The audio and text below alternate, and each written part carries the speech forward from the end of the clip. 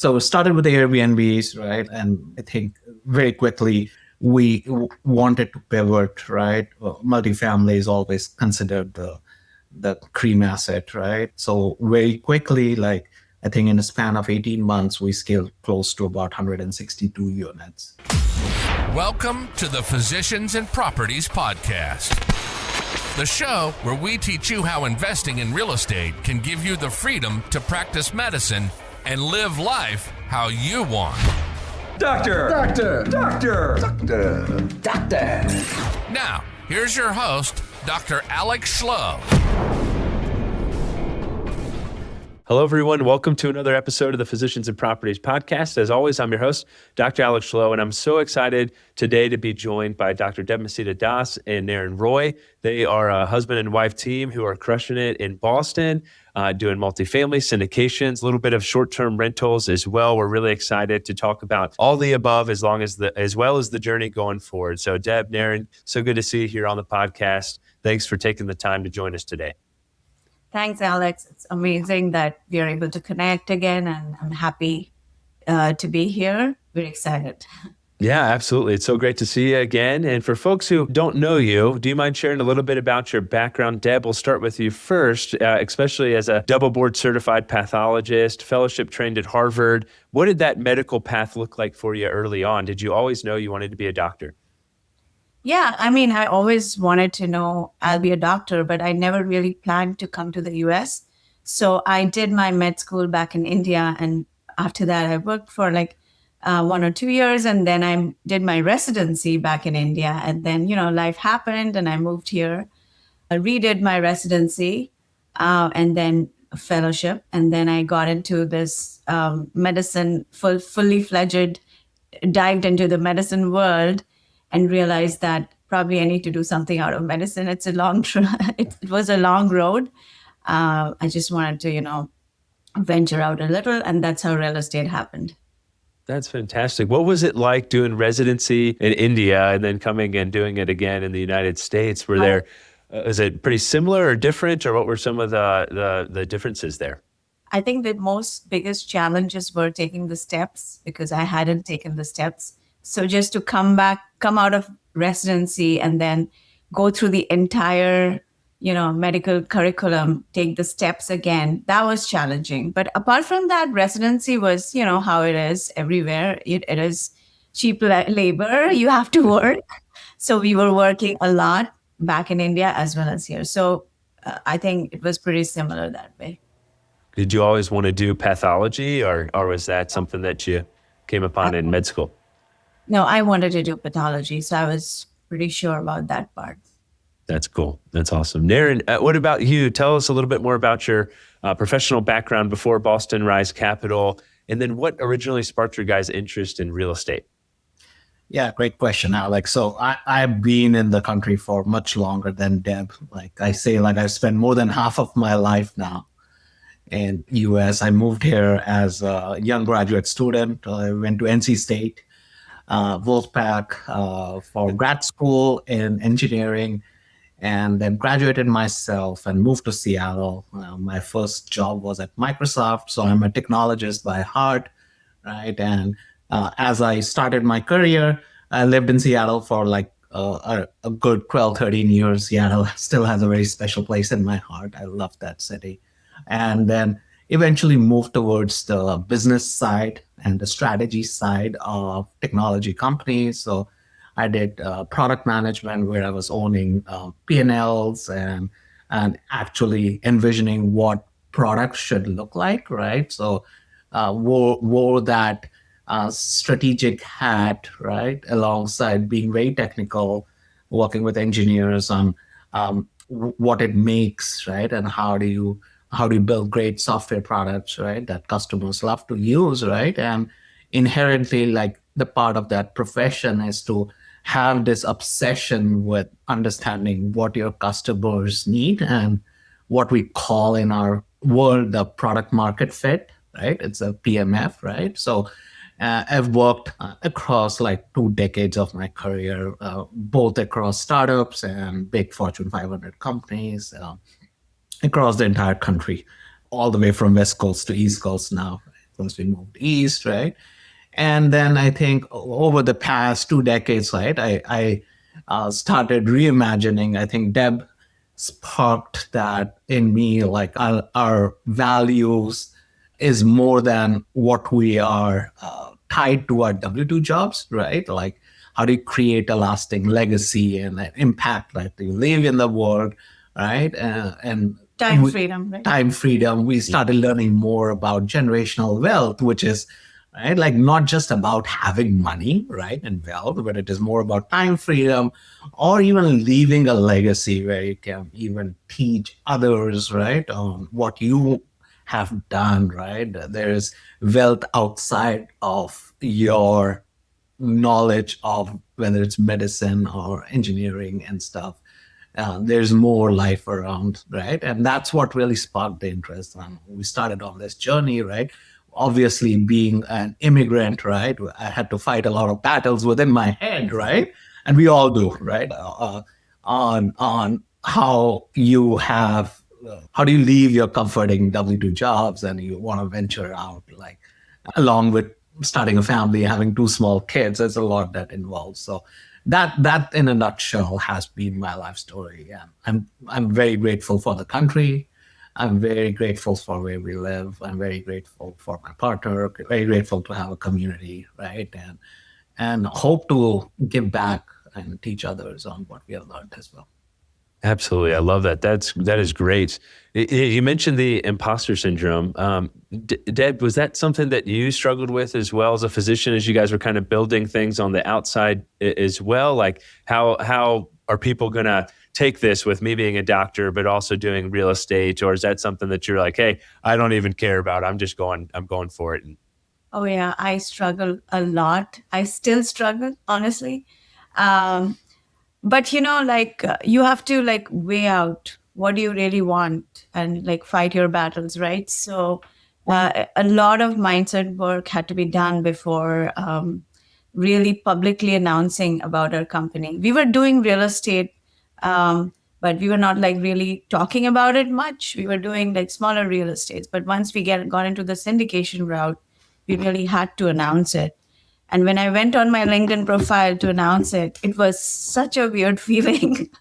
I will never forget that feeling. It was a weird feeling, and I just had this huge fear of judgment. But once I did it, I'm like, it's okay. It's okay. Let people judge.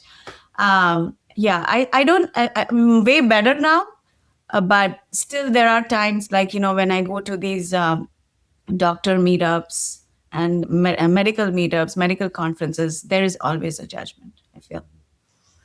Yeah, I think sometimes physicians can be kind of their own worst enemies when it comes to that. Like there's definitely a pack of physicians that like it feels like you should only be doing medicine. You shouldn't have any other passions or side hustles or hobbies or investments. And, I get that, but you also think about how much time we've gone through in terms of our training and med school and residency and all these other things. And it's totally fine to like and want to do and pursue other things. And for some of us, that's real estate and investments and entrepreneurship. And we understand the value of time freedom and spending more time with our family and doing things that frankly, matter more than practicing medicine. And that's being a good parent and being a good spouse and being a good steward to the community. And so it's definitely a battle I feel like everyone struggles with, and I know I have as well. So thank you for sharing that.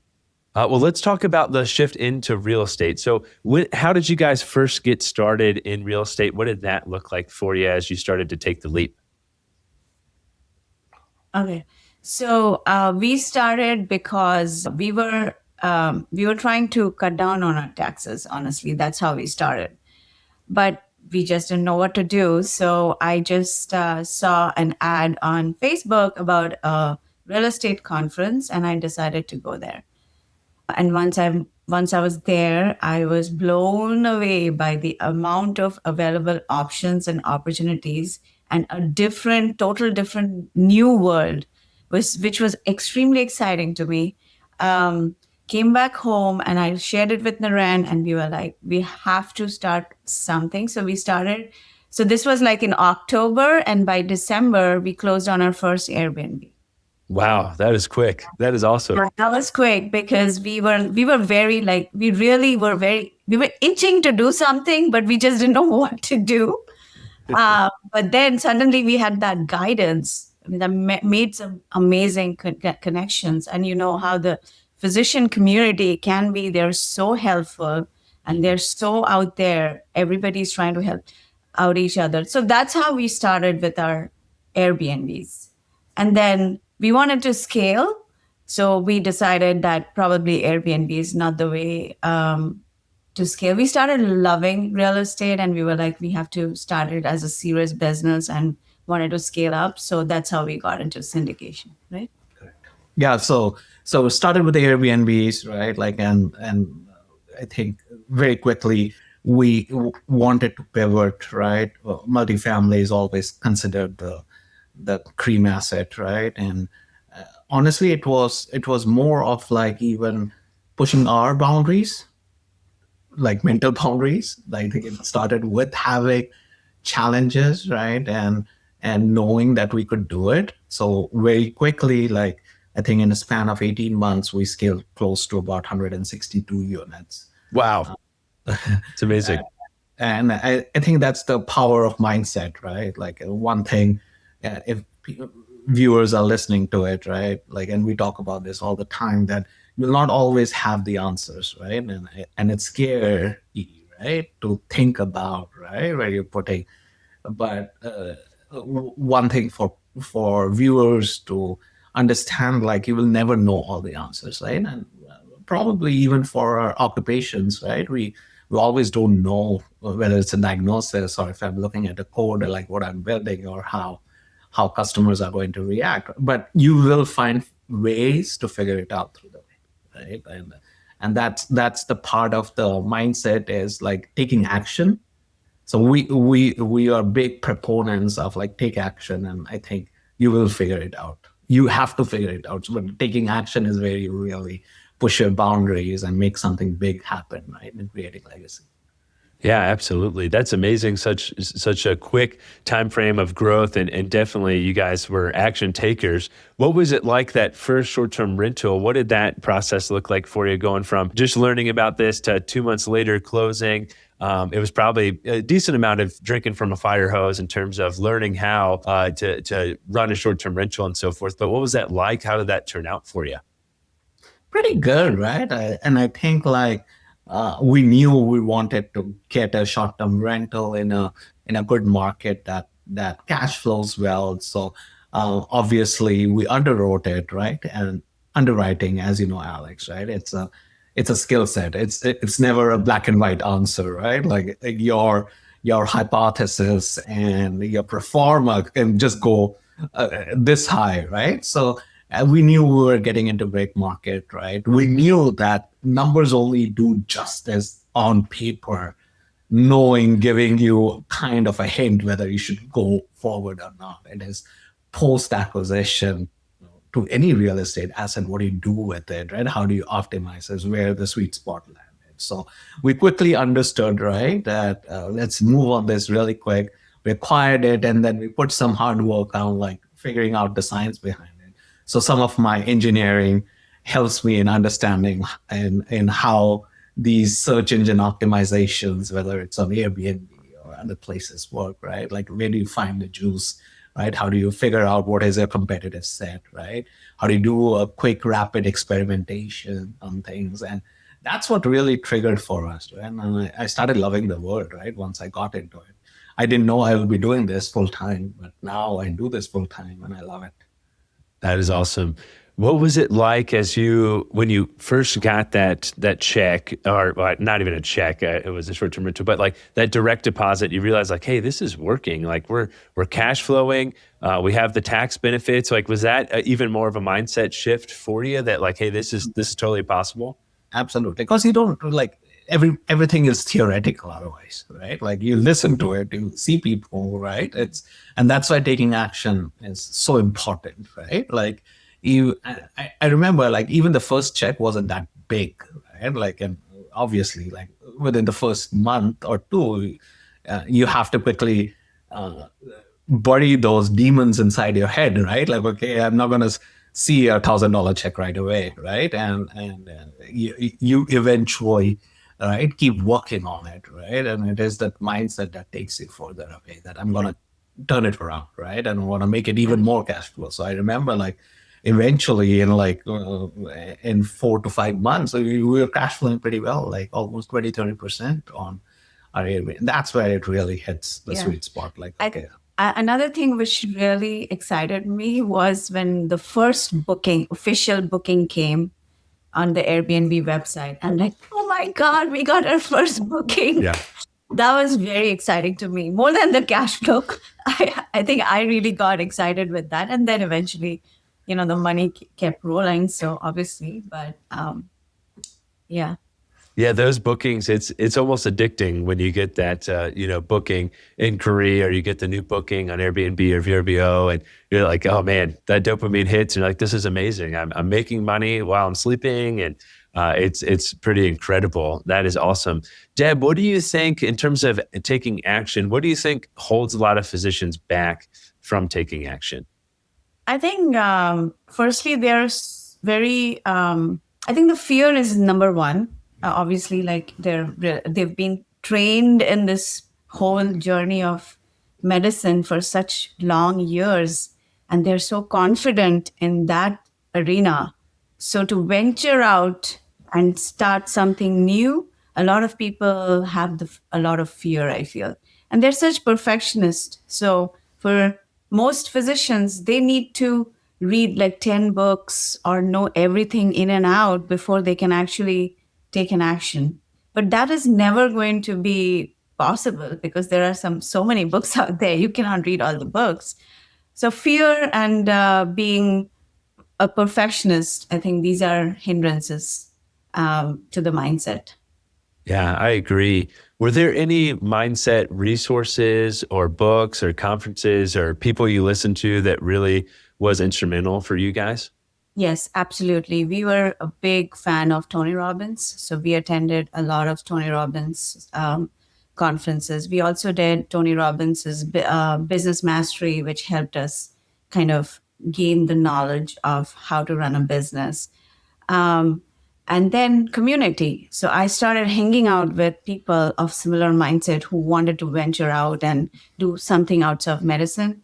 So, and, how with whom you hang out, it's so important, right? So that helped. And also like listening to such wonderful podcasts. You're one of them. I used to listen to your podcast a lot, and then a lot of other podcasts. Those constant feeding your brain with things which align with your interest helped a lot.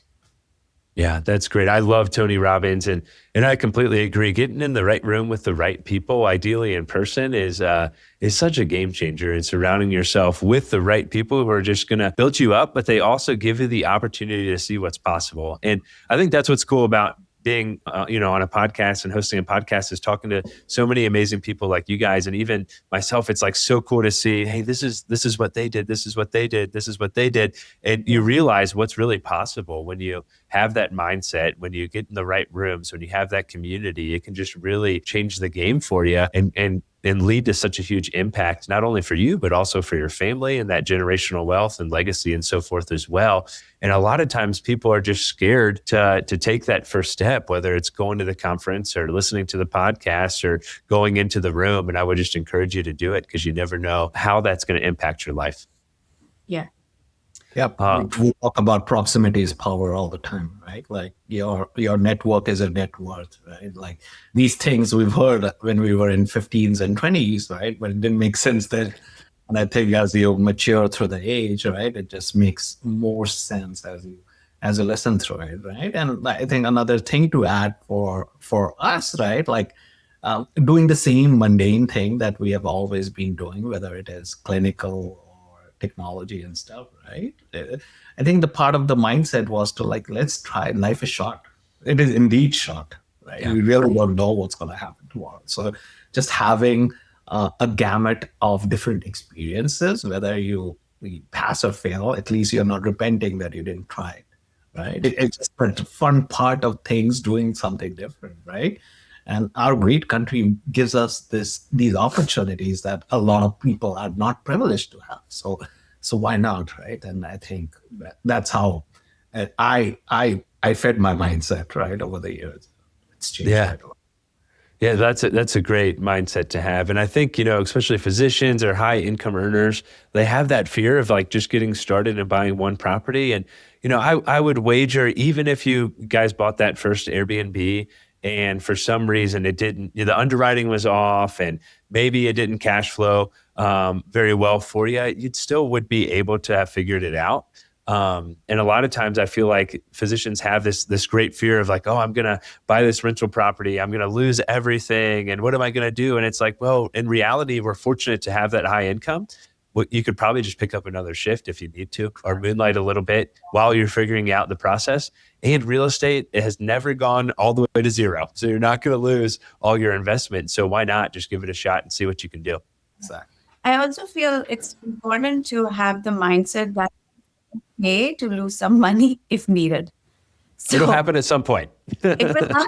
I'm sure it's going to happen. So it's always good to keep your mind in that, open-mindedness, just in case.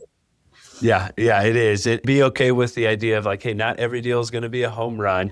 We just want to hit some singles, get started. That first deal is the hardest one, just mainly the hardest one to overcome the mindset and the limiting beliefs. And then once you do, then it just snowballs from there for the most part, which is great. Let's talk about scaling. So you guys went from the short-term rental to 168 units in 18 months. Wow. What was that like for you? Yeah, so in between, we bought a couple more Airbnbs as well. So after we were like, okay, this is good. Single family homes are great, right? Where it's not where we see ourselves. How do we push boundaries, right, to even scale? So then we started looking at multifamily, right? And we narrowed down to certain areas, right? I'm a big fan of going to cities because I like betting. I just like to go into cities which I think are on the brink or the verge of breaking into a tier 2 city, right? So places like Cincinnati or Ohio and the Midwest, right, which I think have a lot of, foundation to just become the next Boston or become the next Seattle or become the next Austin or Charlotte of the world, right? That's where I found the most value in going after. So we went and purchased a 84 unit in Cincinnati. And I think we figured that our buy box was more into class B minus properties where you can really make a big difference, right? Which not only cash flows, but then appreciates well. So we went under contract on that 84 unit in Cincinnati, right? And obviously, we needed to raise, right? You're not sitting on that capital. And I think for a first-time capital raiser, right, people that have never done marketing, right, like we figured that when you go authentic and you show value back to investors on what they are investing in, it's not that hard, right? So we raised close to about $2 million for that asset, right, for a first-time capital raiser. We're very proud of ourselves, right? That's amazing. Yeah, you should be proud. $2 million for a first raise is huge. It helped us go through the mindset, and we learned a lot of things, right? On how to be transparent and authentic and build that investor base, right? Goes a long way. And a lot of times people think that being authentic, right, is okay because people don't care, but just laying down the ground rules of what we see, right? Even if it is, whether it's black as a black or white as a white, right?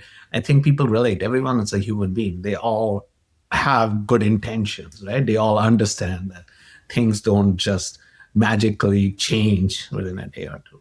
And that let us, obviously it was a Fannie Mae loan, so it was a federal loan. The federal loan comes with its own sweet timeline and grievances, if I can say that, comes associated with it. So we had to be patient. We learned a lot on that first acquisition, right?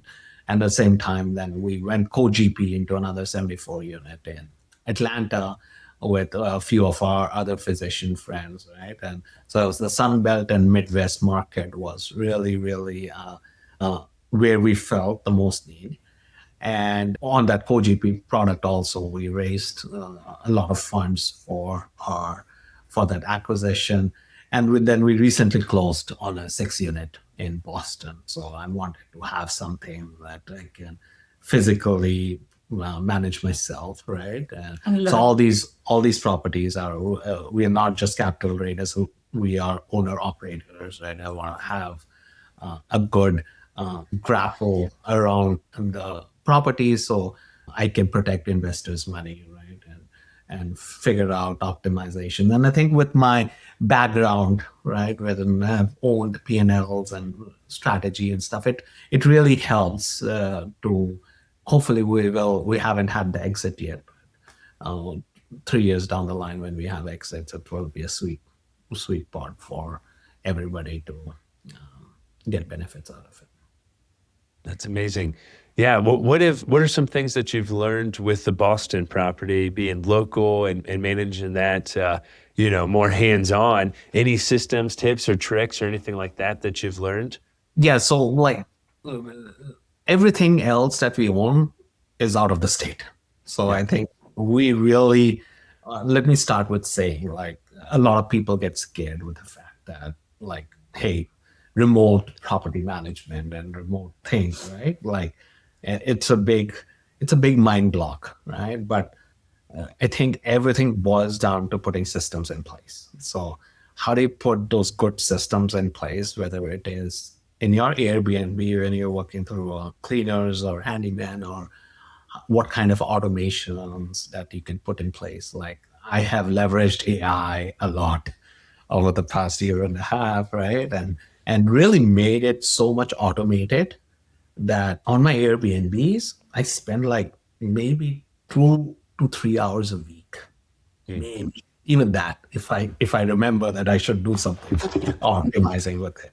So I just wanted to mention that with the viewers and the listeners, that don't at all be scared when it comes to remote properties. Like, you should location again. That's very key and important to have, right?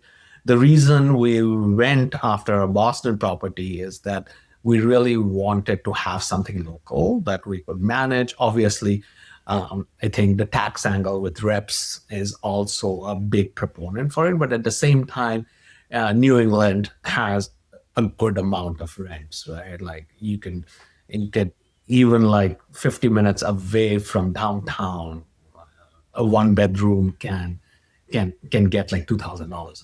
Wow. So it is like, that's where Northeast and New England really sits in, right? And so we wanted to take advantage of it and see how it feels. So I think the lessons that we have learned, obviously, whether it is, because you're never going to live like 10 minutes from a property you buy, unless you're buying a long-term rental. That's never going to happen. So whether you live 50 minutes away or you'll live 3 to 4 hours on a flight, it doesn't matter, right? It's the same kind. You still have to figure out how to put systems in place. It's about systems. So, and you don't try doing everything together at the same time. So when I teach in my course to the Airbnb owners, I tell them about how do you think of optimization, right? You first think about like, hey, what do I need to get this property started, right? What kind of automations can I put in this? Like, whether it is AI messaging or not, right? Then I want to think about pricing, right? Which comes in month 3 or so, right? And month 6 and onwards, you try to think about like, hey, should I have my own website for my vacation rental? Or like, hey, how do I more optimize this? So it's about how do you put these systems in place, right? One after the other that can really help you trigger some of these things. Hopefully I answered your question, Alex. Yeah, absolutely. Yeah, I think systems are huge. And like you mentioned, not feeling that pressure of like, hey, I have to do everything all at one time. How can I just start stacking layers of these systems on top of each other to make things more efficient is a great way to do it. And I agree. I think a lot of times folks are scared to not invest in their backyard. But sometimes out-of-state investing is easier. It gives you access to potentially better locations, maybe lower pricing, and really the systems make it possible to do it anywhere. And so it's a really, really great opportunity from that perspective. Deb, what do you think for physicians who are thinking about partnering with other physicians? They're like, hey, I heard that you guys partner with other physicians as co-GPs to take down a syndication project. What do you think physicians should look for if they're looking for a partner? I think it's for like what I'll tell you what we did, because we also partnered with other physicians. I think firstly, it's important to like the person as well a little bit, vibe a little bit, so that the value systems are aligned. You have similar goals. You have your mindset is similar. Those things are important. And then I guess what are their vision is important. Like what if they're looking to scale, or are they looking to acquire like 100-unit property, or are they acquiring like a smaller unit? Because that's what we were looking at initially. We wanted to partner up with people who had similar vision. And also, because we were new that time, we wanted to partner up with experienced people so that we can learn from them. So in my opinion, people who are starting out, if they want to learn something, it's a good idea to partner up with experienced people to learn. And then once you build relationships with partners, you can carry on. You can decide if you want to partner up again later in the future deals, or just that's it. So I think anything else? No, right? No, I think you got to find the right partner, right? And obviously, you might not find it the first time, and it's okay. Right? So trial and error gets you the perfect person that you think. It's just like with marriages or finding your life partners, same deal, right? Like you date and you see, right, if it hits off, right? And then you decide to marry. What has it been like, speaking of working together as a couple, what has it been like building Boston Rice Capital together? How's that process been for you? I think it's been amazing. Like, I always believe in growing together. I would never want just one of us growing. So the fact that both of us are growing together, and we're sharing ideas, we're constantly motivating each other, we're constantly learning from each other. So that whole process of growth has been fantastic. Even like going for these mindset workshops, Tony Robbins, when you go for that, and then you come and you apply it in your own personal life as well. So it's just not about the business. It's about like for example, like being present. Like he talks about being present all the time, right? So like being present, like giving, enjoying each and every moment and things like that, basically. So the whole process of growth has been fantastic. I also like the fact that, like because we are in different professions, I would never really come back and discuss too much of my clinical work, maybe a little bit once I came home. But now we have like so much to discuss, there's so much to discuss. So I like that as well. But we also do like, we also like go for date nights where we are like, okay, we're not going to discuss any business tonight. It's just a date night, So you have to, but it's still yeah. So guilty here too. Well, yeah. So also having boundaries. Sometimes you can just go off boundaries, right? Too much can happen, and then there can be clashes. So you have to like, okay, stop. Let's just take a break. Let's not discuss. And then, you have to basically having a very, very intentional life is what we are going and doing right now, especially after we started all this journey of real estate and mindset work, being extremely intentional about our time, whether it's with him or whether it's with our kids, with our parents. We are very intentional. right? Yeah, so I highly encourage Alex, like to anybody I speak to and coach, right? Like, even if you don't have your life partner as a business partner, it's very important to have on the same table.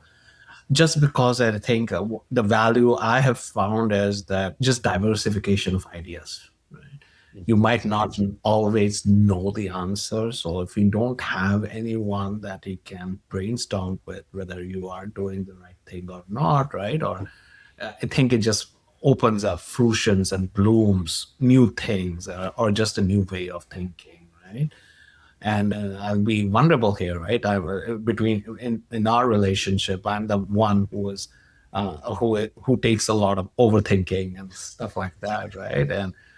And I think that brings a little different perspective of stuff, right? Like where it holds me back or saying like, hey, it's okay, right? Like the house got flooded because of a pipe burst issue, right? Like, okay, it's okay, it happens, right?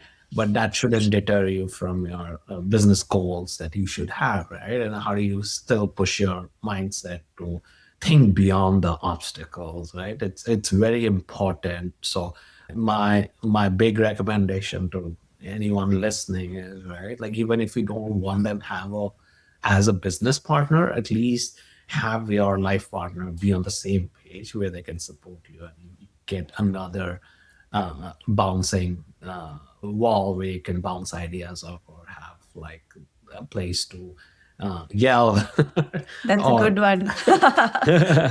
or say so having I think having a couple as a partner for us at least, and we were lucky because we come both from different professions, so it's obviously a very different mindset, and I think that has Yeah. maybe played a little bit more towards our favor, Yeah. that we could bring different perspective to the same Yeah. problem. And we also we also did like this personality test. You must be aware of the DISC score. Yeah. So we are absolutely complementary to each other. So that is like a perfect way to make a team where two people are bringing different strengths to the game. So yeah, that was also like we were like when we were starting out. Obviously, there was a lot of anxiety because you're mixing business in your personal life. So, but once we did that disco, we're like, okay, let's do it. Yeah. That's great. Yeah, that's great advice. Yeah, DISC profile or working genius is another good one too that you can do and figure out, hey, like what is someone's zone of genius? What do they really like? What do they really dislike? How can we complement each other together? And I'd encourage everyone to do that, whether it's a couple or a partnership, to figure out what those zone of geniuses are and how you can complement each other effectively. That is awesome. Well, you mentioned generational wealth. You mentioned legacy. How has real estate entrepreneurship changed your family's future? Yeah, like so I have this mantra, right, which I try to repeat to myself. That I'm not just right working for money. I'm trying to build a future where my family thrives, right, without any limitations. I think it's important I give a future to my kids or my coming legacy that they never have to start from scratch, right? It's a level playing field where they never have to trade their dreams for financial security. I think that was a game changer thought for me, right? Which I still need to repeat myself every day. So I'm not perfect, right? It's not like I've become the next Tony Robbins, right? Like I have my imposter syndromes, I have my fears, right? But I think repeating yourself these things, right, helps a lot. And But how has it changed? how has it changed? I think just having obviously, right, owning a business, right? It's not like it's not a home run. So it's not like you start making money. But I think having time freedom, right? Working on your own stuff obviously gives you a lot more flexibility where we choose to spend time with kids when we want to. Obviously, we have taken a lot of vacations since we started, right? Where Yeah. we have given some dedicated time to the family, to the kids. And a lot of times, like, that wouldn't have been possible if we were tied to our W-2 Yeah. things. It gives a lot more flexibility and just the fun part of it, what I talked about, Alex, before, right? Like just a different thing to do, I think is exciting, right? Yeah. Like rather than what we have learned for 20 or 30 years of our life, or we were fed to learn from 20, 30 years of life, right? Like our educational system definitely in our country needs a change, right? Entrepreneurships and stuff like that. People have to be encouraged to think about it, right? So it is breaking those shackles, to be honest, right? Yeah. Like the golden handcuffs and other stuff. Yeah, I actually, because of all this, I was able to also leave my W-2 job and get into an independent contractor job. So again, that was the main focus for that was time freedom. So now I can take my vacations at my own time. I don't have to wait for some coverage. So it's just amazing. The That freedom is amazing. Yeah. Yeah, the freedom is huge, and it's so worth the hard work. I don't want to understate the hard work, and I'm sure the very stressful times and the difficulties that you guys went through to build what you have built. But I'm sure at this point, having that freedom makes it all worth it, and having more time with your family makes it all worth it. I know I feel the same way. I'm so blessed for the situation that we're in and able to work PRN in medicine, similar to you, pick what shifts I want to work because I still love seeing patients, not because I have to see those patients. And so that's been a huge game changer. Yeah. That is awesome. Well, as we wrap things up here, what is one last piece of advice that you'd want to give someone who's just getting started and they're just trying to figure out what to do next? What's one next step they can take this week? For me, I think I would really advise people to, surround yourself with like-minded people. So that will really motivate you, and you will see that what impossible things people are doing out there just by surrounding yourself. That will spontaneously and automatically give a mindset shift. And then taking action. It can be in any form. Say you want to start up with some sort of investment, start with a passive investment. You don't have to operate. If you want to start with Airbnb, but you don't know which kind of Airbnb, start with a course. Somebody will be there to guide you, and then you're all set. So basically take action in any way you can, and surround yourself with right-minded people. What about you? Yeah, so I think again comes back to action, right? It is about like you don't need to know all the answers, and you'll never know all the answers. Like I think everyone in this world, right, like who have succeeded or become successful, they all started with an idea, right, and not knowing all the answers that they would get to, whether it's Steve Jobs or Warren Buffett or whoever we talk about, right? So it is. I think if there's one thing that the viewers can do is to sit down and take some action towards their goals, right? Financial independence and generational wealth, these are not just buzzwords, right? It is actually true. There's so many examples that both you and me know about and have seen, right? It is about how you create legacy, right? And like I said, it's just not about having money in the bank, right? It's much more than that. And I highly encourage anybody, like have a single action, you will figure it out and go after your goals. I love it. Yeah. And sometimes that first action is just writing down what your goals are and figuring out, hey, what is my vision? What do I want things to look like in the next 1 year, 3 year, 5 years, and writing that down. And just by writing it down, you have such a higher likelihood of it happening. And so maybe that's the first step for you as well, who's listening today. Man, this has been awesome. I've been really looking forward to this conversation, and you guys definitely delivered. For folks who want to reach out to you, they want to potentially work with you, coach with you, learn more, how can they do that? Yeah, so Boston Rice Capital is our syndication firm. So we are always raising. We always have projects in the pipeline for people to invest with us, right? And get our skill set that we like to talk about on bringing authenticity back to our investors, leading with transparency, right? I think it brings a lot of that skill set back, and I think differentiates us from others, right? Having my technology background, it really helps in bringing a different way of looking at these multifamily investments. investments for passive. And then at the same time, I have a coaching program for short-term-acquisition-lab.com. We call it short-term-acquisition-lab.com, which is about I help clients who are mostly physicians acquire a short-term rental in 120 days. So it's a very highly white glove kind of service, right? And very palatable to physicians as well from a price point. It is me sitting in the cockpit with them, helping them find the right market, the right property. I help them underwrite it. I help them even after closing, post-closing, what will be, what kind of post-acquisition signs. There's a big science that's behind after post-acquisition. How do you make your property really well? So I teach them about that, right? So people can reach out to me on Boston Rise Capital or shorttermacquisitionlab.com to learn a little bit. And I'm more than happy to help anybody in the community. That's great. Thank you for sharing that. Thank you guys so much for tuning in, for coming here and dropping the wisdom and the knowledge that you've shared today. I'm excited to see what the future holds for Boston Rise Capital and for you guys going forward.